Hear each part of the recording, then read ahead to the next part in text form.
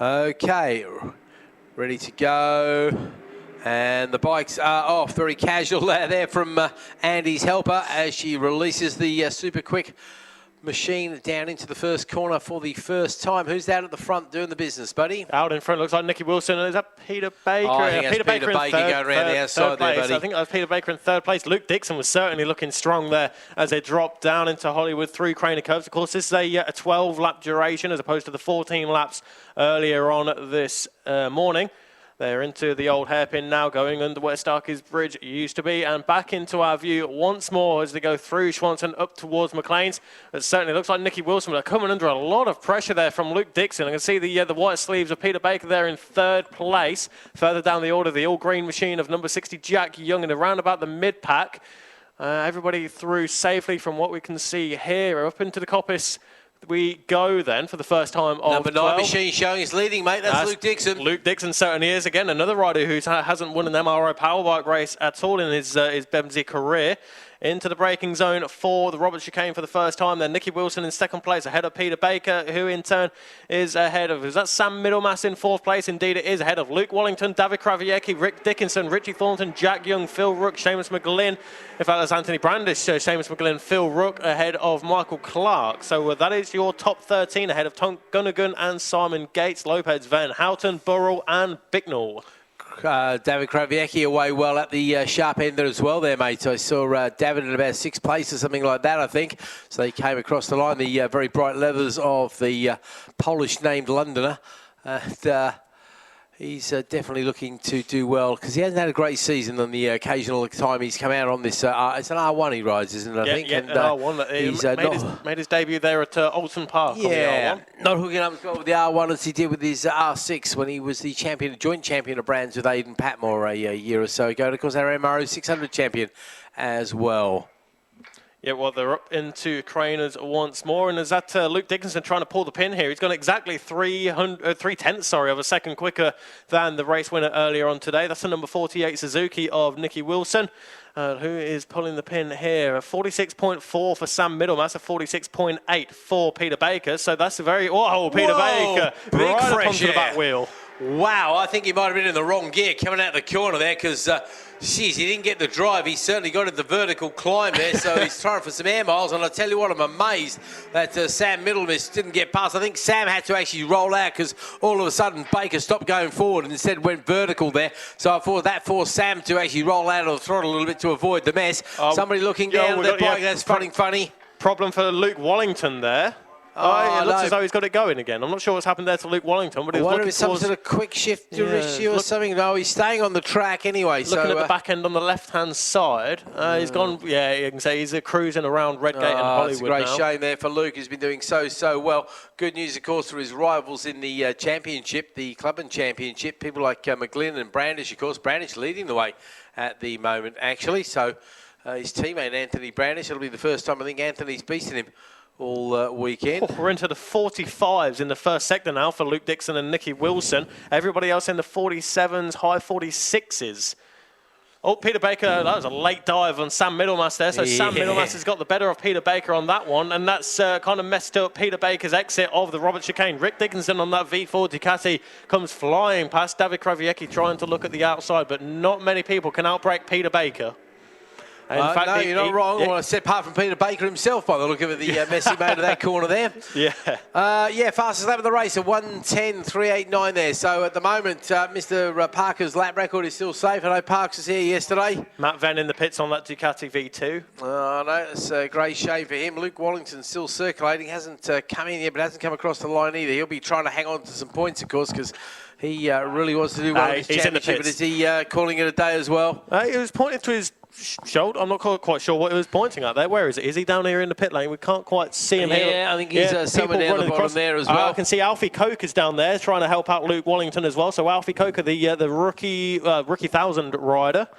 Yep, one of his competitors, of course, in the Rookie 1000 Championship there. So some frantic work going on to try and salvage Wallington's race, but unfortunately 12 laps around here ain't exactly Le Mans, so fixing the problem won't help much. But he's a clubman and can score some more points. So if he gets back out and finishes 9th, that's still 7 points in his pocket. Yeah. No, you're absolutely right. If he can just see that checkered flag, you're right. If he can get back on there, even if he limps across the line, the rule is, as we learned earlier, you've only got to see the checkered flag. And at the moment, Luke involved in a very close battle there with Michael Clark and Seamus McGlynn. So he needs every point he can get his grubby little mitts on. Seamus, however, is still trying to find his way past on Anthony Brandish. Now, Anthony hasn't been doing as many races, I don't think. In fact, he joined us at Snetterton there and missed out on the Alton Park round. Didn't have a good cab well, and he didn't have a Brands GP that he's particularly proud of.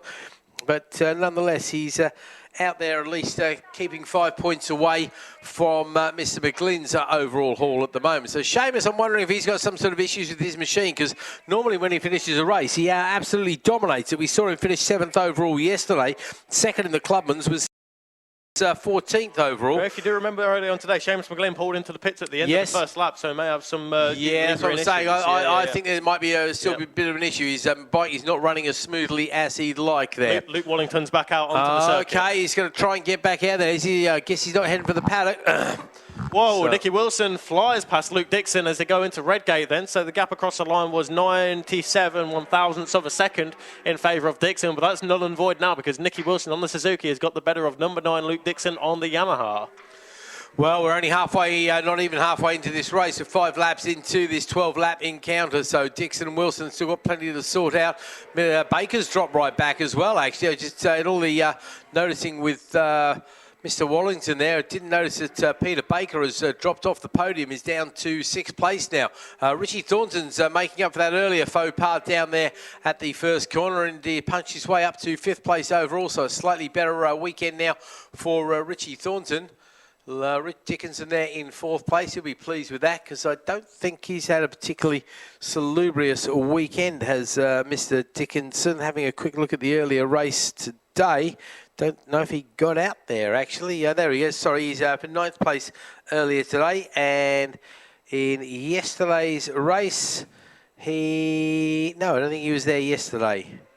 So, if he can finish in 4th place, he'll be well pleased with the 13 points he'll get for that. But Nicky Wilson will have the biggest smile on the paddock if he can do the daily double with the Powerbike race, of course. A bit like London double-decker buses, you don't see one for ages, and then all of a sudden you get 2 wins at once. Someone's outbreaking themselves at Redgate. They didn't quite see who that was, but certainly someone in the... managed to avoid the gravel trap, though. Thornton-Dickinson battle. Is that Sam Middleman? Oh, he's gone into the gravel there and managed to beach himself. Can he get it going? He's trying his best. He should be okay. Yeah, back onto the tarmac now. I wonder if that's Luke Wallington, actually, mate. And I say that because the all-black bike... it could be. And he's kind of running out of sync, really, and obviously he's just trying to... run for a finish, and at the moment it's going to be 8 points because Venn, of course, is also retired as well. So if nobody else retires, right, looks like Seamus McGlynn has overcome his issues because all of a sudden he's moved up to 8th place and put Jack Young between himself and Anthony Brandish there. Looks like Michael Clark in 3rd place. They're having a slightly better race this time with Phil Rook behind him. Oh, this battle for the lead is going to go all the way down to the wire. Luke Dixon looking at the outside, but Nicky Wilson's got the inside line all covered on the exit. Then Luke Dixon not managing to quite get the same good drive out of the chicane there.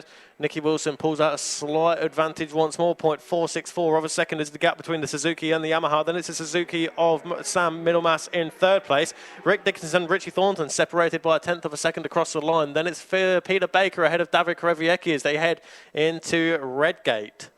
Yeah, Kraviecki not quite showing the same speed he showed on the first lap there. Must have a bit of a wobble somewhere and drop back just a little bit. Big gap, though, between himself and McGlynn. Go on, mate. Yeah, Luke Wallington's just crossed the line now, so it could well have been him that was... you're right there. Couple of laps away from the leaders, but nonetheless, he's 19th place overall. But more importantly for him, he's in 8th place in class. It might be the last of the class runners, but that's still 8 points.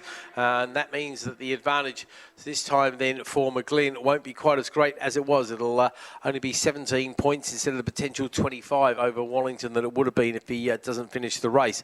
Yep, leaders nose to tail then once again all the way down the straight as we see the number 69 machine come into the pits. Yeah, Craig Bignell, the only fan-sponsored rider on his Suzuki GSX-R, and this is his first weekend on that Suzuki as well after starting the season on an R6 in the Rookie 600 Championship. Oh, fair play. Well, maybe he's having a good look at the Powerbikes for next year, but Powerbikes, different kettle of fish, and fair play's got into the 17s there, so needs to find a little bit more time if he wants to be challenging for the podium, but Wilson, middle mass. Yeah, middle mass moving out. Who's gone backwards there? Dixon. Dixon's had a big wobble somewhere, mate. He's done a 26.7 second lap and he's dropped right off. He's lost 15 seconds in that second sector. So that's somewhat and let Nicky Wilson off the hook, hasn't it? Just a bit, because he's now got a 5-second advantage over Richie Thornton, though. Look at that, for all his hard work. Suddenly it's paid off. Richie Thornton is in the possibility of picking up. I think this will be Richie's first podium if he can finish there, mate. Let me just have a quick look at my points. Yeah, you're correct there. His best result is a fourth place, and he's had that 3 times. Once at Silverstone, once at Cadwell, and once last time out at the Brands Hatch GP round. Yeah. Are you looking at the same sheet as I am? I've got a 4th place for Richie at Brands GP, and that's it, mate. Yeah, Richie Thornton. We've got 11 points in the second race at Silverstone National. 11 points for the second race. That's 5th place then, yeah. Oh, my mistake. Yeah, sorry, yeah.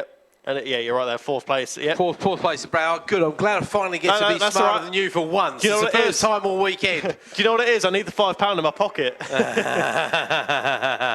Yeah, it's about time. It's about time I actually beat you on one of those at least, mate. It's all good. Anyway, either way, Richie Thornton would be delighted if he can get that. But I think Rick Dickinson might have eyes on the prize as well. But fair play to Richie. He's gone PB on the last lap. Does an 11.1 against the rivals 11.8. Counting the laps down now. And 3 laps left in the race. Let's see, McGlynn still leading Clark now by 2.5 seconds, but that means it's only going to be a 5-point advantage, so that's already going to go all the way down to the wire, that championship at Brands Hatch, because unfortunately for him, the DNF in the earlier race for Seamus won't do his championship chances any good whatsoever. Waiting for the leaders to come back, or the leader, I should say, because Nicky Wilson's pretty much Billy No Mate. He's got time to go and play in the Lego pit all by himself at the moment, because here he comes. A little bit of fresh air under the wheel, lands the front wheel, bit of a wobble as he gets a little bit crossed up, but nothing too severe. Does a 10.5 second lap. So we're 10.2 is the fastest lap. That was by Luke Dixon.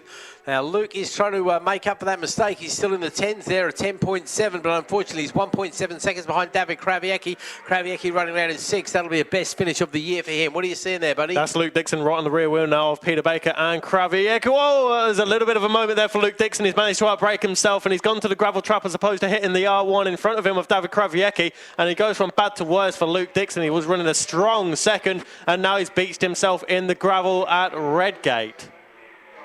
Yellow flags, of course, being shown at that corner. But, well, he hasn't come off the bike, so if he can dig himself out, he can still maybe get some points, of course, but it's pretty much game over in real terms. I think he's heading back to the pitch through the long way out the back there, so it's a great shame, unfortunately. It's just one of those days. He's one of those days where he's the bug rather than the windscreen, I think. Yeah.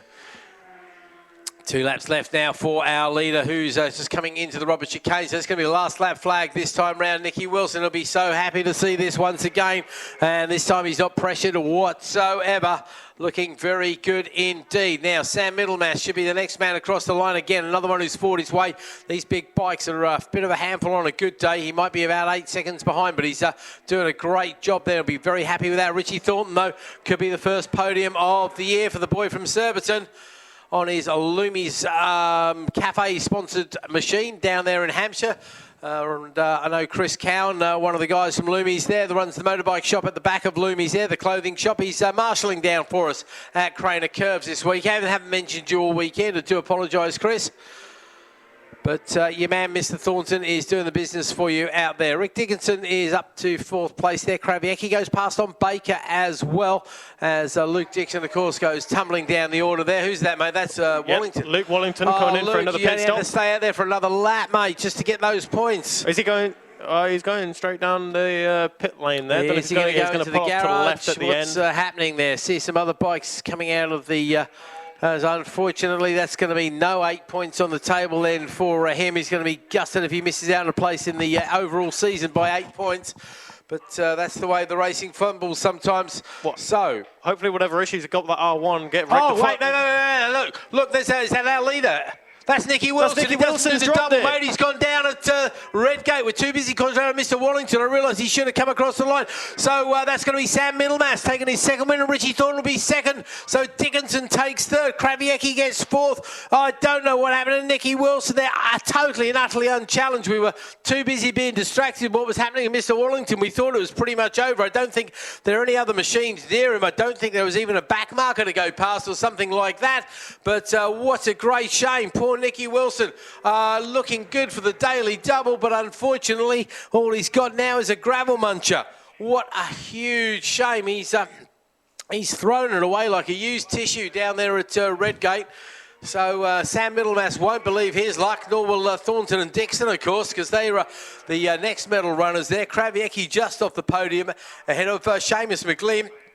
Now, Seamus does indeed take fifth overall, but most importantly takes the Clubman win ahead of Michael Clark with Anthony Brandish in third there. Jack Young is in eighth ahead of Andy House, and that's a great result for the disabled rider there in ninth place. He'll be well pleased with that because that's sixth in class as well.